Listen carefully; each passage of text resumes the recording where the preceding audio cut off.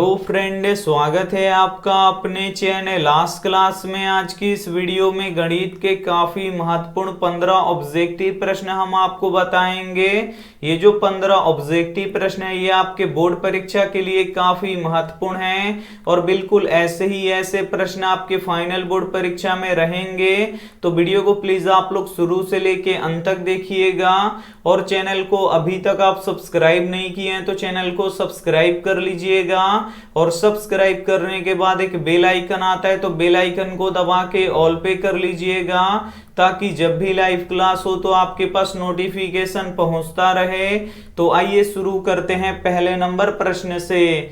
तो पहला नंबर प्रश्न है कि पाई बटा 3 कौन सी संख्या है। ए ऑप्शन है एक परिमेय संख्या, बी ऑप्शन है एक अपरिमेय संख्या, सी ऑप्शन है एक पूर्णांक संख्या, डी ऑप्शन है इनमें से कोई नहीं। तो यहाँ पे आपको बताना है कि पाई बटा 3 कौन सी संख्या है।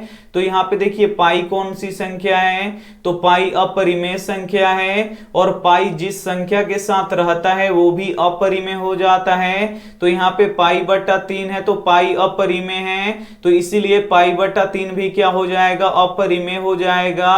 तो पाई बटा 3 कौन सी संख्या है, तो ये एक अपरिमेय संख्या है, इसे आपको याद रखना है। यहाँ पे बी ऑप्शन बिल्कुल ही सही हो जाएगा। ये देखते हैं अगला प्रश्न 2 नंबर प्रश्न है, निम्न में से कौन एक विषम पूर्णांक का रूप है। काफी महत्वपूर्ण प्रश्न है ये आपके बोर्ड परीक्षा के लिए और एक ऐसा प्रश्न प्रत्येक साल पूछा जाता है। यहाँ पे आपको बताना है कि निम्न में से कौन एक विषम पूर्णांक का रूप है। तो आपको क्या करना है कि m के जगह पे बस 1 रख देना है और जिस पे विषम संख्या आता है वही विषम पूर्णांक का रूप होगा। तो यहाँ पे देखिए हम m की जगह पे 1 रखेंगे तो 4 गुणे m की जगह पे 1 रख देंगे और प्लस 2 है तो यहाँ पे लिख देंगे 2। तो 4 एकम 4 और 2 कितना हो जाएगा, 6 हो जाएगा। तो ये सम संख्या का रूप है। अब इस पे हम चेक करेंगे, यहाँ पे 4 गुणे m के जगह पे कितना रख देंगे, 1 रख देंगे और प्लस यहाँ पे 4 है तो 4 एकम 4 और 4 कितना हो जाएगा, 8 आ जाएगा। तो ये भी सम संख्या है। अब हम इस पे रखेंगे 1, यहाँ पे देखिए 4 और m के जगह पे कितना रख देंगे, 1 रख देंगे और यहाँ पे प्लस 1 है तो यहाँ पे प्लस 1, 4 एकम 4 और 1 जोड़ेंगे तो कितना आएगा, 5 आएगा। तो यहाँ पे विषम संख्या आ रहा है तो यहाँ पे देखिए 4m + 1 ये विषम संख्या का रूप है। यहाँ पे सी ऑप्शन बिल्कुल ही सही हो जाएगा। तो उम्मीद करते हैं ये प्रश्न आपको काफी अच्छी तरीके से समझ में आ गया होगा। आइए देखते हैं अगला प्रश्न। यहाँ पे 3 नंबर प्रश्न है कि बहुपद x² + 2x + 4 का मान ज्ञात करें यदि x बराबर 2 हो। तो काफी महत्वपूर्ण प्रश्न है ये आपके बोर्ड परीक्षा के लिए। इस बहुपद का आपको क्या करना है, मान ज्ञात करना है और x का मान कितना दिया है, 2 दिया है। तो जहां जहां x है वहां वहां हम कितना रख देंगे, 2 रख देंगे। तो सबसे पहले हम यहाँ पे बहुपद लिख देते हैं x² + 2x + 4। अब आपको क्या करना है कि x बराबर 2 रखना है, जहां जहां x है वहां वहां आपको 2 रख देना है। तो यहाँ पे x के जगह पे 2 रख देंगे और इसका स्क्वायर है तो स्क्वायर कर देंगे, प्लस है तो प्लस, यहाँ पे 2 है तो 2 और गुणा यहाँ पे देखिए x है तो यहाँ भी 2 रख देंगे और यहाँ पे +4 है तो यहाँ पे लिख देंगे +4। 2 का स्क्वायर करेंगे तो कितना होगा, 4 होगा और यहाँ पे 2 दूना भी कितना हो जाएगा, 4 हो जाएगा और यहाँ पे +4 है। तो यहाँ पे इस सबको आपको क्या करना है, जोड़ लेना है। तो यहाँ पे देखिए 4 4 8 और 4 कितना हो जाएगा, 12 हो जाएगा। तो इस बहुपद का मान कितना होगा, 12 होगा। यहाँ पे सी ऑप्शन बिल्कुल ही सही हो जाएगा। तो उम्मीद करते हैं ये सभी प्रश्न आपको काफी अच्छी तरीके से समझ में आ रहा है। तो प्लीज आप लोग वीडियो को एकदम शुरू से लेके अंत तक देखिएगा और वीडियो को लाइक नहीं किए हैं तो प्लीज आप लोग वीडियो को लाइक भी कर दीजिएगा। ये देखते हैं अगला प्रश्न 4 नंबर प्रश्न है कि 45 और 60 का मौसक ज्ञात करें। काफी महत्वपूर्ण प्रश्न है और इस प्रश्न को हम ऑप्शन के सहारे बनाएंगे। आपको क्या करना है कि सबसे पहले बड़ी संख्या ले लेना है और उससे इन दोनों को भाग देना है। अगर उस बड़ी संख्या से ये दोनों संख्याएं कट जाती हैं तो वही उसका क्या होगा, मौसा होगा। तो इसमें सबसे बड़ी संख्या कौन सी है, 45 है। तो 45 से इन दोनों को कटाएंगे तो यहाँ पे देखिए 45 से तो 45 45 कट जाएगा, लेकिन 60 नहीं कटेगा तो 45 इसका मौसा नहीं होगा। फिर इसमें सबसे बड़ी संख्या कौन सी है? 15 है, तो 15 से इन दोनों को कटाएंगे, अगर कट जाएगा तो ये मौसा हो जाएगा। तो यहाँ पे देखिए 15 तिया 45, ये 3 बार में कट जाएगा, और 15 चौका 60, ये 4 बार में कट जाएगा। तो यहाँ पे देखिए 45 और 60 का मौसा कितना होगा? 15 होगा। ऐसे आप लोग ऑप्शन से बना सकते हैं। यहाँ पे डी ऑप्शन बिल्कुल ही सही हो जाएगा। अगर आपको सिंपल बनाना है तो बना लीजिए ऐसे, अगर जो भाग विधि से अगर बनाना है तो आप लोग भाग विधि से भी बना सकते हैं, लेकिन ऑप्शन से काफी आसान हो जाता है। यहाँ पे देखिए 45 से कम 45, यहाँ पे देखिए 10 में से 5 गया तो यहाँ पे 5 बचेगा, और यहाँ पे 5 में से 4 गया तो 1 बचेगा। अब यहाँ पे हम 45 लिखेंगे, 15 तिया कितना हो जाएगा? यहाँ पे 45 हो जाएगा, कट जाएगा, मौसा कितना निकलेगा? ऐसे भी 15 निकलेगा, और ऑप्शन से आप लोग बनाइएगा तो ऐसे भी 15 निकलेगा। ये देखते हैं अगला प्रश्न 5 नंबर। 5 नंबर प्रश्न है 3 के पावर 2 प्लस 2 के पावर 3 प्लस 4 के पावर 0 का मान ज्ञात करें। काफी महत्वपूर्ण प्रश्न है ये आपके बोर्ड परीक्षा के लिए। यहाँ पे आपको 3 के पावर 2 प्लस 2 के पावर 3 प्लस 4 के पावर 0 का मान ज्ञात करना है। तो यहाँ पे देखिए 3 का स्क्वायर का अर्थ क्या होता है कि 3 2 बार गुणा होगा, प्लस है तो यहाँ पे प्लस देंगे। 2 के पावर 3 का अर्थ क्या होता है कि 2 3 बार गुणा होगा, तो यहाँ पे कर दीजिए 2 3 बार गुणा, और यहाँ पे प्लस है तो प्लस, और 4 के पावर 0 है तो किसी भी पावर का 0 होता है, किसी भी संख्या का अगर पावर 0 हो तो उसका मान कितना होता है? 1 होता है। अगर यहाँ पे हम 90 का पावर 0 कर दे तो इसका भी मान कितना होगा? 1 होगा। अगर 1 लाख का पावर 0 कर दे तो उसका भी मान क्या होगा? 1 ही होगा। अगर हम x का मान 0 कर देंगे, पावर यहाँ पे 0 कर देंगे, तो इसका भी मान कितना होगा? 1 ही होगा। तो यहाँ पे 4 के पावर 0 है तो इसका मान कितना होगा? 1 होगा। अब यहाँ पे देखिए 3 तरीका कितना हो जाएगा? 9 हो जाएगा। और यहाँ पे देखिए 2 दूना 4, 4 दूना कितना हो जाएगा? यहाँ पे 8 हो जाएगा। और यहाँ पे प्लस 1 है तो यहाँ पे लिख देंगे प्लस 1। अब इसको आपको क्या करना है? जोड़ लेना है। 9 और 8 कितना होगा? 17 होगा, और 17 1 कितना होगा? 18 हो जाएगा। यहाँ पे बी ऑप्शन बिल्कुल ही सही हो जाएगा। तो उम्मीद करते हैं ये भी प्रश्न आपको काफी अच्छी तरीके से समझ में आ गया होगा। आइए देखते हैं अगला प्रश्न यहाँ पे 6 नंबर। 6 नंबर प्रश्न है कि 7 प्लस 3 रूट 4 कैसी संख्या है? काफी महत्वपूर्ण प्रश्न है। ए ऑप्शन है एक परिमेय संख्या, बी ऑप्शन है एक अपरिमेय संख्या, सी ऑप्शन है एक पूर्णांक संख्या, डी ऑप्शन है इनमें से कोई नहीं। तो यहाँ पे आपको बताना है कि 7 प्लस 3 रूट 4 के कैसी संख्या है। तो यहाँ पे हम लिख देते हैं 7 प्लस 3 रूट 4, और इसको आपको बताना है कि ये कैसी संख्या है। तो यहाँ पे देखिए रूट 4 का यहाँ पे वर्गमूल निकल जाएगा, तो यहाँ पे देखिए 3, और यहाँ पे रूट 4 का वर्गमूल कितना हो जाएगा? 2 हो जाएगा। अब यहाँ पे देखिए 7 प्लस 3 दूना कितना हो जाएगा? 6 हो जाएगा। 6 और 7 जोड़ेंगे तो कितना हो जाएगा? 13 हो जाएगा। और 13 कैसी संख्या है? तो 13 परिमेय संख्या है। तो इसीलिए यहाँ पे देखिए 7 प्लस 3 रूट 4 कौन सी संख्या है? तो ये एक परिमेय संख्या, इसे आपको याद रखना है। यहाँ पे ए ऑप्शन बिल्कुल ही सही हो जाएगा। अगर यही प्रश्न रहता कि 3 प्लस 2 रूट 5 कैसी संख्या है, तो यहाँ पे देखिए रूट 5 का वर्गमूल नहीं निकलता, और रूट कौन सी संख्या होती है? तो रूट अपरिमेय संख्या होती है। तो इसीलिए 3 प्लस 2 रूट 5 कैसी संख्या होता? अपरिमेय संख्या होता। लेकिन यहाँ पे रूट 4 का वर्गमूल निकल गया, इसीलिए ये कौन सी संख्या हो जाएगा? परिमेय संख्या हो जाएगा। आइए देखते हैं अगला प्रश्न यहाँ पे 7 नंबर। 7 नंबर प्रश्न है कि 2 गुणे 3 के पावर 2 गुणे 5 और 2 के पावर 2 गुणे 3 गुणे 5 का लसा ज्ञात करें। काफी महत्वपूर्ण प्रश्न है ये आपके बोर्ड परीक्षा के लिए। यहाँ पे 2 संख्या दिया है, इसका आपको लसा ज्ञात करना है। तो यहाँ पे हम संख्या लिख देते हैं 2 गुणे 3 के पावर 2 गुणे 5, और एक संख्या और दिया है 2 के पावर 2 गुणे 3 गुणे 5। इसका आपको क्या करना है? लौसा ज्ञात करना है। तो आपको क्या करना है कि इन दोनों में, यहाँ पे देखिए यहाँ पे 2 है और यहाँ पे 2 के पावर 2 है, तो जो ज्यादा जिसका पावर होगा उसी को आपको क्या करना है? ले लेना है। तो यहाँ पे 2 के पावर 1 है और यहाँ पे 2 के पावर 2 है, तो किसका पावर अधिक है? तो यहाँ पे इस 2 के पावर 2 का पावर अधिक है, तो जो अधिक होगा उसको आपको क्या करना है, ले लेना है। अब यहाँ पे देखिए 3 के पावर यहाँ पे 2 है और यहाँ पे 3 के पावर 1 है, तो इसका पावर अधिक है तो इसको ले लेंगे। 3 के पावर यहाँ पे 2 हो जाएगा और यहाँ पे देखिए 5 के पावर 1 है और यहाँ भी क्या है, 5 के पावर 1 है, दोनों बराबर है। तो जब बराबर होता है तो दोनों में से किसी एक को ले लेते हैं, तो यहाँ पे लिख देंगे 5। अब यहाँ पे देखिए 2 का स्क्वायर कितना होगा, तो 2 का स्क्वायर 4 हो जाएगा और 3 का स्क्वायर कितना होगा, तो 9 होगा और यहाँ पे 5 है तो 5। अब इसे गुणा कर लीजिए, 9 चौका कितना हो जाएगा, 36। 36 में 5 से गुणा कीजिएगा तो कितना होगा, यहाँ पे करके देख लीजिए। 6 5 30 के 0 हाथ में लगा 3 और 5 3 15 और 3 18, यानी ये कितना होगा, 180 हो जाएगा। यानी यहाँ पे बी ऑप्शन बिल्कुल ही सही हो जाएगा। उम्मीद करते हैं ये भी प्रश्न आपको काफी अच्छी तरीके से समझ में आ गया होगा।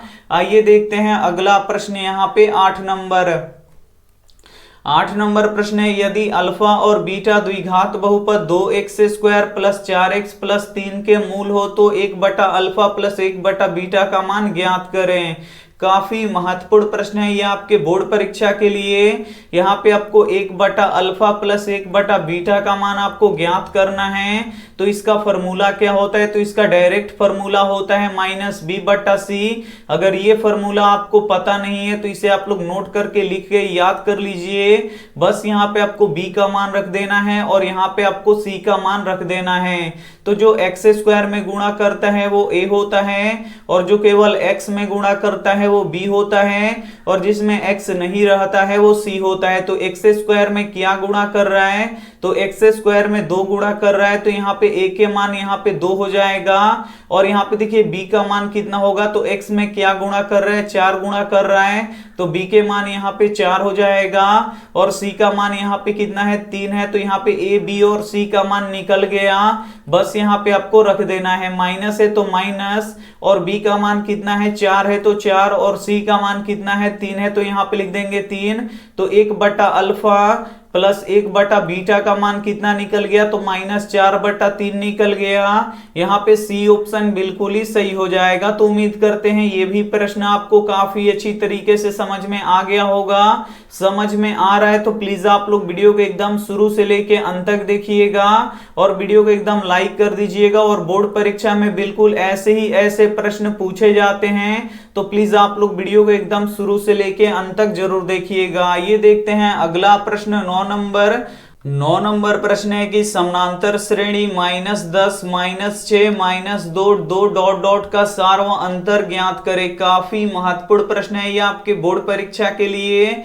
यहाँ पे आपको सार्वं अंतर ज्ञात करना है। तो सार्वं अंतर को किससे सूचित करते हैं, डी से सूचित करते हैं। तो यहाँ पे आपको डी निकालना है। तो डी कैसे निकलता है, तो दूसरे पद में से पहले पद को घटाना पड़ता है। तो दूसरा पद कितना है, -6 है और पहला पद कितना है, -10 है। तो इसमें से आपको क्या करना पड़ेगा कि दूसरे पद में से पहले पद को घटाना पड़ेगा। तो यहाँ पे देखिए दूसरा पद कितना है, -6 है। तो यहाँ पे लिख देंगे -6 और यहाँ पे माइनस है तो माइनस और पहला पद कितना है, तो पहला पद भी -10 है। तो यहाँ पे लिख देंगे -10। अब यहाँ पे देखिए d बराबर क्या हो जाएगा, -6 है तो -6 और यहाँ पे देखिए माइनस माइनस क्या हो जाएगा, ये +10 हो जाएगा। अब यहाँ पे देखिए 10 में से 6 घट जाएगा तो कितना बचेगा, 4 बचेगा। यानी d का मान यानी सार्वं अंतर कितना निकल गया, 4 निकल गया। यहाँ पे बी ऑप्शन बिल्कुल ही सही हो जाएगा। इसमें से आपको क्या निकालना था, सार्वं अंतर निकालना था। और सार्वं अंतर को किससे सूचित करते हैं, डी से सूचित करते हैं। और डी कैसे निकलता है, तो दूसरे पद में से पहले पद को घटाना पड़ता है। तो दूसरा पद कितना है, -6 है। तो यहाँ पे लिख देंगे -6 और यहाँ पे आपको घटाव का चिन्ह है तो यहाँ पे आपको घटाव का चिन्ह देना पड़ेगा। और पहला पद भी माइनस में है इसीलिए हम इसे ब्रैकेट में लिख दिए। अब यहाँ पे देखिए माइनस माइनस क्या हो जाएगा, प्लस हो जाएगा। अब यहाँ पे देखिए -6 है और +10 है। तो 10 में से 6 घटेगा तो कितना बचेगा, यहाँ पे +4 बचेगा। तो यहाँ पे देखिए बी ऑप्शन बिल्कुल ही सही हो जाएगा। ये देखते हैं अगला प्रश्न 10 नंबर प्रश्न है कि समानांतर श्रेणी 2 7 12 का प्रथम 10 पदों का योग ज्ञात करे। काफी महत्वपूर्ण प्रश्न है ये आपके बोर्ड परीक्षा के लिए। यहाँ पे 10 पदों का आपको योग ज्ञात करना है। तो तो यहाँ पे आपको योग का फॉर्मूला पता होना चाहिए। योग का फॉर्मूला होता है Sn बराबर n/2 into 2a plus n-1 into D होता है। ये योग का फॉर्मूला होता है, इसे आपको याद रखना है। यहाँ पे आपको n का मान चाहिए, तो n क्या होता है, पदों की संख्या होता है। तो कितने पदों का योग ज्ञात करना है, तो आपको 10 पदों का योग ज्ञात करना है। तो यहाँ पे n का मान 10 हो जाएगा। फिर यहां से आपको a का मान चाहिए, तो a क्या होता है, तो प्रथम पद होता है। तो यहाँ पे प्रथम पद कितना है, 2 है, तो यहाँ पे लिख दीजिए 2। फिर आपको यहाँ पे d का मान चाहिए, तो d कैसे निकलता है, तो दूसरे पद में से पहले पद को घटाना पड़ता है। तो दूसरा पद कितना है, 7 है, और पहला पद कितना है, 2 है, तो यहाँ पे लिख देंगे 2। 7 में से 2 घटेगा तो कितना बचेगा, 5 बचेगा। तो d का मान कितना निकल गया, 5 निकल गया। बस इसमें आपको रख देना है। यहाँ पे Sn है तो Sn, यहाँ पे देखिए n का मान 10 है, तो यहाँ पे रख दीजिए 10, और बट्टा के नीचे 2 है, तो यहाँ पे लिख दीजिए 2, और यहाँ पे 2 है तो 2, और a का मान कितना है, 2 है, तो यहाँ पे लिख देंगे 2, प्लस है तो प्लस, और n का मान कितना है, 10 है, तो यहाँ पे लिख देंगे 10, माइनस 1 है तो माइनस 1, और d का मान कितना है, 5 है, तो यहाँ पे लिख देंगे 5। अब यहाँ पे देखिए Sn है तो Sn बराबर है, तो बराबर 2 से 10 कितना बार में कटेगा, 5 बार में कटेगा, तो यहाँ पे लिख देंगे 5, और 2 दूना कितना हो जाएगा, 4 हो जाएगा, प्लस है तो प्लस, 10 में से 1 घटेगा तो कितना बचेगा, 9 बचेगा, और यहाँ पे गुणा 5 है, तो यहाँ पे लिख देंगे गुणा 5। अब यहाँ पे देखिए Sn बराबर 5 इंटू यहाँ पे देखिए 4 प्लस 9 5 कितना हो जाएगा, यहाँ पे 45 हो जाएगा। अब यहाँ पे देखिए Sn बराबर क्या हो जाएगा, 5 प्लस, अब यहाँ पे इसको क्या करना है, जोड़ देना है। 45 और 4 जोड़िएगा तो कितना हो जाएगा, 49 हो जाएगा। यहाँ पे Sn बराबर क्या हो जाएगा, 5 गुणे 49 हो जाएगा। अब आपको क्या करना है कि 49 में 5 से आपको गुणा कराना है।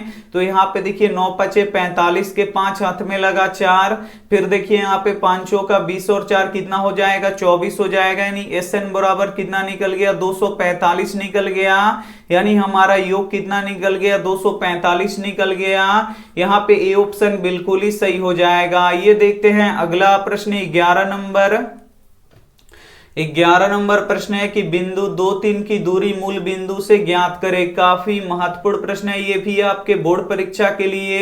यहाँ पे एक बिंदु दिया है, इसकी दूरी मूल बिंदु से ज्ञात करना है। तो मूल बिंदु से दूरी का सूत्र क्या होता है, तो √x² प्लस y² होता है। इसे आपको याद रखना है। इसमें का जो पहला होता है वो x होता है, और जो दूसरा नियामक होता है ये y का मान होता है। तो यहाँ पे x का मान 2 है और y का मान कितना है, 3 है। बस इसमें आपको रख देना है। तो x का मान 2 है तो यहाँ पे लिख देंगे 2, और इसका स्क्वायर है तो स्क्वायर कर देंगे, प्लस है तो प्लस, और y का मान कितना है, 3 है, तो यहाँ पे लिख देंगे 3, और इसका स्क्वायर है तो यहाँ पे कर देंगे स्क्वायर। अब यहाँ पे देखिए 2 का स्क्वायर कितना हो जाएगा, 4 हो जाएगा, और 3 का स्क्वायर कितना हो जाएगा, 9 हो जाएगा। जब इसे जोड़िएगा 4 और यहाँ पे 9 तो कितना हो जाएगा, 13 हो जाएगा। तो मूल बिंदु से दूरी कितना होगा, √13 हो जाएगा। यहाँ पे डी ऑप्शन बिल्कुल ही सही हो जाएगा। तो उम्मीद करते हैं ये सभी प्रश्न आपको काफी अच्छी तरीके से समझ में आ रहा होगा।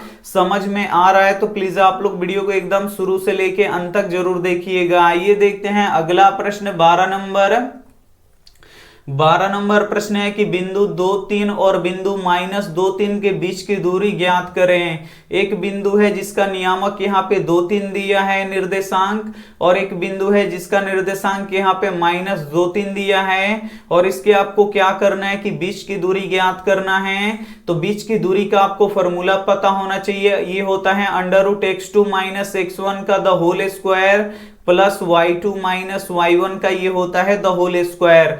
जो पहला बिंदु होता है इसका जो पहला नियामक होता है ये x1 का मान होता है, और ये जो दूसरा होता है ये y1 का मान होता है, और ये जो दूसरे वाले बिंदु में जो पहला वाला होता है ये x2 होता है, और ये जो दूसरा वाला होता है ये y2 होता है। तो बस इसमें आपको रख देना है। तो यहाँ पे देखिए x2 का मान कितना है, -2 है, तो यहाँ पे लिख देंगे -2, और यहाँ पे माइनस है तो माइनस, और x1 का मान कितना है, 2 है, तो यहाँ पे रख देंगे 2, और इसका स्क्वायर है तो यहाँ पे स्क्वायर कर देंगे, प्लस है तो प्लस। यहाँ पे देखिए y2 का मान कितना है, तो y2 का मान 3 है, तो यहाँ पे लिख देंगे 3, माइनस है तो माइनस, और y1 का मान भी कितना है 3 है, तो यहाँ पे लिख देंगे 3 और इसका स्क्वायर है तो स्क्वायर कर देंगे। अब यहाँ पे देखिए -2 और -2 कितना हो जाएगा, -4 हो जाएगा और इसका स्क्वायर हो जाएगा और 3 में से 3 घटेगा तो यहाँ पे 0 हो जाएगा, तो यहाँ पे 0 का स्क्वायर हो जाएगा। अब यहाँ पे आपको -4 का स्क्वायर करना पड़ेगा, तो -4 का स्क्वायर का अर्थ क्या होता है कि यही चीज 2 बार गुणा होगा, तो माइनस माइनस क्या हो जाएगा, ये प्लस हो जाएगा, 4 चौका 16 हो जाएगा, तो -4 का स्क्वायर करेंगे तो +16 हो जाएगा और 0 का स्क्वायर करेंगे तो 0 हो जाएगा, 16 में 0 जोड़ेंगे तो 16 हो जाएगा और 16 का वर्गमूल कितना होगा, 4 होगा। तो यहाँ पे बीच का दूरी कितना निकल गया, 4 निकल गया। यहाँ पे बी ऑप्शन बिल्कुल ही सही हो जाएगा। ये देखते हैं अगला प्रश्न 13 नंबर प्रश्न है कि tan π/4 का मान ज्ञात करें। काफी महत्वपूर्ण प्रश्न है ये आपके बोर्ड परीक्षा के लिए। यहाँ पे आपको tan π/4 का मान आपको क्या करना है, ज्ञात करना है। तो पाई का मान कितना होता है, 180 डिग्री होता है, तो पाई की जगह पे हम कितना लिख देंगे, 180 डिग्री लिख देंगे। तो यहाँ पे हम लिख देते हैं 180 डिग्री बटा 4। अब इसे कटा दीजिए, यहाँ पे देखिए 4 चौका 16, 2 गया 20, 4 पचे 20, यहाँ पे ये हो गया tan 45 डिग्री और tan 45 डिग्री का मान कितना होता है, 1 होता है। इसे आपको याद रखना है। यहाँ पे सी ऑप्शन बिल्कुल ही सही हो जाएगा। ये देखते हैं अगला प्रश्न 14 नंबर प्रश्न है कि √2 cos थीटा बराबर 1 हो तो थीटा का मान ज्ञात करें। काफी महत्वपूर्ण प्रश्न है ये आपके बोर्ड परीक्षा के लिए। यहाँ पे देखिए √2 cos थीटा बराबर 1 दिया है, तो इस थीटा का मान आपको ज्ञात करना है। तो सबसे पहले इधर √2 गुणा कर रहा है तो इधर आके भाग करेगा, भाग करने का अर्थ ये बट्टा के नीचे आ जाएगा, तो इधर बच जाएगा हमारा cos थीटा और उधर क्या हो जाएगा, 1/√2 हो जाएगा। अब यहाँ से आपको cos को भी हटाना है, तो अगर इधर cos रहता तो cos से cos कट जाता, तो यहाँ पे देखना पड़ेगा कि cos कितने डिग्री का मान है, यहाँ पे 1/√2 होता है, तो cos यहाँ पे 45 डिग्री का मान कितना होता है, 1/√2 होता है। तो 1/√2 की जगह पे हम कितना लिखेंगे, cos 45 डिग्री लिखेंगे, तो यहाँ पे लिख देते हैं cos थीटा और 1/√2 की जगह पे हम क्या लिखेंगे, cos यहाँ पे 45 डिग्री लिख देंगे। अब यहाँ से देखिए cos से cos कट जाएगा, थीटा का मान कितना निकल गया हमारा, 45 डिग्री निकल गया। यहाँ पे बी ऑप्शन बिल्कुल ही सही हो जाएगा। ये देखते हैं अंतिम प्रश्न 15 नंबर प्रश्न है कि एक घन की भुजा 4 सेंटीमीटर हो तो घन का आयतन ज्ञात करें। काफी महत्वपूर्ण प्रश्न है ये आपके बोर्ड परीक्षा के लिए। यहाँ पे आपको घन का आयतन ज्ञात करना है और घन का एक भुजा 4 सेंटीमीटर है, तो घन का आयतन क्या होता है, तो भुजा का क्यूब होता है, इसे आपको याद रखना है। तो इसका भुजा कितना दिया है, तो इसका भुजा यहाँ पे 4 सेंटीमीटर दिया है, तो इसका हम क्यूब कर देंगे। क्यूब का अर्थ क्या होता है कि यही चीज कितना बार गुणा होगा, 3 बार गुणा होगा, तो यहाँ पे 3 बार इसे गुणा कर देते हैं। तो यहाँ पे देखिए 4 चौका 16, 16 चौका कितना हो जाएगा, 64 हो जाएगा और सेंटीमीटर में सेंटीमीटर से गुणा होगा तो सेंटीमीटर स्क्वायर हो जाएगा और सेंटीमीटर स्क्वायर में सेंटीमीटर से गुणा होगा तो सेंटीमीटर क्यूब हो जाएगा। यानी घन का आयतन कितना निकल जाएगा, 64 सेंटीमीटर क्यूब निकल जाएगा। यहाँ पे बी ऑप्शन बिल्कुल ही सही हो जाएगा। तो उम्मीद करते हैं ये सभी प्रश्न आपको काफी अच्छी तरीके से समझ में आ गया होगा। समझ में आ गया है तो वीडियो को प्लीज आप लोग लाइक कीजिएगा और अपने दोस्तों के पास इसे जरूर शेयर कीजिएगा।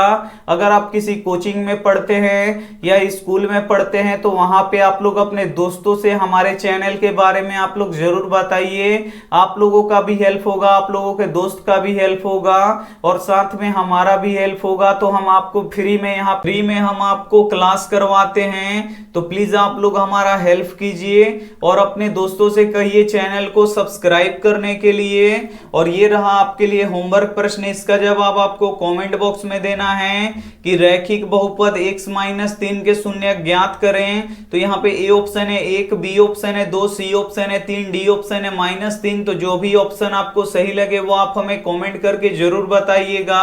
और वीडियो को लाइक नहीं किए तो प्लीज आप लोग वीडियो को लाइक कीजिएगा, अपने दोस्तों के पास इस वीडियो को जरूर शेयर कीजिएगा और चैनल को अभी तक आप सब्सक्राइब नहीं किए तो चैनल को सब्सक्राइब कीजिएगा। अपने अपने दोस्तों से बोलिएगा चैनल को सब्सक्राइब करने के लिए। Thank you for watching. मिलते हैं अगली वीडियो में, तब तक अपना ध्यान रखिए। अब 7 बजे क्लास होगा तो 7 बजे आप लोग राइट टाइम जुड़ जाइएगा। Thank you for watching. मिलते हैं अगली वीडियो में, तब तक अपना ध्यान रखिए, मन लगा के पढ़ाई कीजिए। Take care and bye.